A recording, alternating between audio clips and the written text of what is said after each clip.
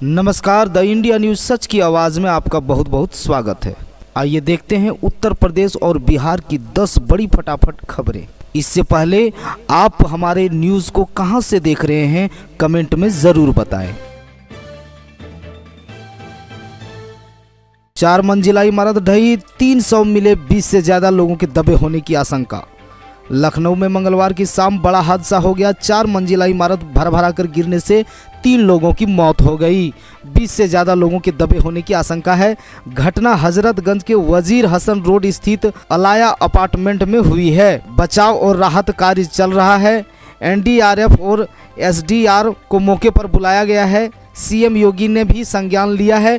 अफसरों को राहत बचाव के लिए निर्देश दिए गए हैं। रामचरितमानस पर टिप्पणी को लेकर स्वामी प्रसाद मौर्य का पुतला फूंका, जूते मारने पर 51,000 इनाम। श्री रामचरितमानस पर दिए गए विवादित बयान के बाद पूर्व मंत्री सपा नेता स्वामी प्रसाद मौर्य का विश्रू हो गया। मंगलवार को भाजपाइयों ने स्वामी प्रसाद मौर्य का पुतला फूंका। साथ में मंडल अध्यक्ष ने ऐलान किया कि इनको जूता मारने वालों को 51,000 रुपये का इनाम दिया जाएगा। साथ ही थाना राजा का रामपुर में तहरीर दी गई है।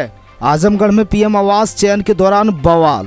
आजमगढ़ में मंगलवार को प्रधानमंत्री आवास के चयन के लिए बुलाई गई बैठक के दौरान ही बवाल हो गया। पंचायत भवन में चल रही बैठक के दौरान एक पक्ष की तरफ फायरिंग कर दी गई।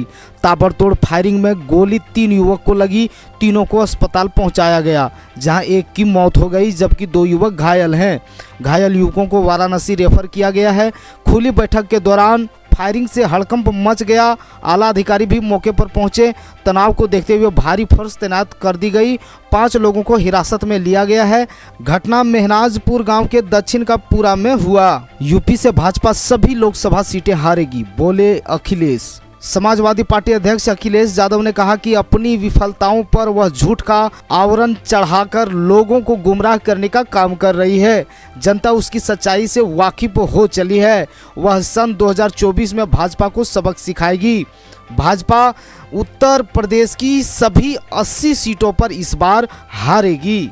मेडिकल सीट दिलाने के नाम पर बेटे के साथ लाखों की ठगी, सदमे में डॉक्टर पिता की मौत। उत्तर प्रदेश के मेरठ में डॉक्टर के बेटे को अच्छे मेडिकल कॉलेज में दाखिला दिलाने के नाम पर 4.5 लाख रुपये वसूलने का मामला सामने आया है। ठगों ने एनएनसी के नाम से फर्जी आवंटन पत्र भेज दिया था। ठगी का एहसास होने पर डॉक्टर ने एनडीजी मेरठ के मामले की शिकायत की, जिसमें कथित डॉक्टर समेत 6 लोगों पर मुकदमा दर्ज कराया गया। शिकायतकर्ता डॉक्टर अमित चिकारा की 3 दिसंबर 2022 को दिल का दौरा पड़ने से मौत हो गई थी।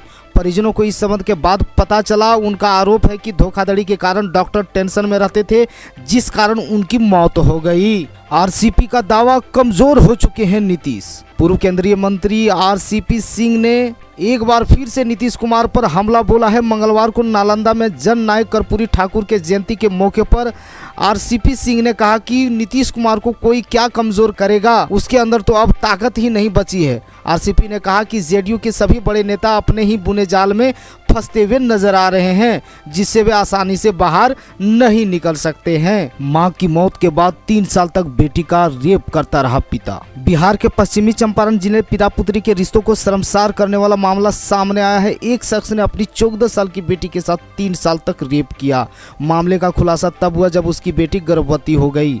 पत्नी और मां की मौत के बाद आरोपी हैवान बन गया और अपनी ही बेटी की हवस का शिकार बनाने लगा। बगहा पुलिस ने केस दर्ज कर जांच शुरू कर दी है। जानकारी के मुताबिक बगहा थाना क्षेत्र के एक मोहल्ले में पिता ने नाबालिग लड़की के 3 साल तक दुष्कर्म किया। गर्भवती होने की आशंका पर नेपाल के त्रिवेणी स्थित मौसी के घर पहुंचाकर फरार हो गया।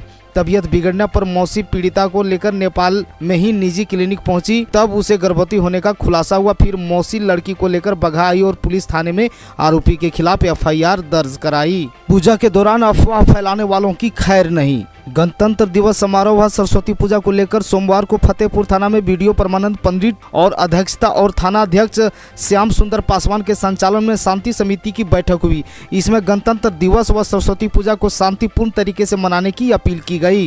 बीडीओ परमानंद पंडित ने बैठक उपस्थित से शांतिपूर्ण माहौल में पर्व मनाने और असामाजिक तत्वों की निगरानी करने तथा विधि व्यवस्था व शांति में भंग डालने वालों की सूचना देने की अपील की। 28 से 4 दिन बैंक बंद, 2 दिन छुट्टी व 2 दिन हड़ताल। बैंकिंग संबंधी काम है तो अगले 3 दिन बुधवार, गुरुवार, शुक्रवार तक निपटा लें। इसके बाद शनिवार से लेकर 4 दिन बैंक बंद रहेंगे। बैंक कर्मियों की हड़ताल के कारण 2 दिन 30 और 31 जनवरी को जिले के सभी सरकारी बैंक में ताले लटके रहेंगे। 28 जनवरी को 4th सैटरडे और 29 जनवरी को रविवार है। शराब कारोबारियों को दबोचने में इस्तेमाल करें नई तकनीक। मद्य निषेध उत्पाद व निबंधन विभाग के अपर मुख्य सचिव के पाठक ने मंगलवार को सारण में अफसरों को शराब कारोबारियों को दबोचने में नई तकनीक इस्तेमाल करने की नसीहत देते हुए टास्क भी सौंपा। 1 दिवसीय दौरा पर वे शाम में सारण पहुंचे। उन्होंने कलेक्ट्रेट सभागार में आयोजित बैठक में दौरान कई सख्त निर्देश दिया।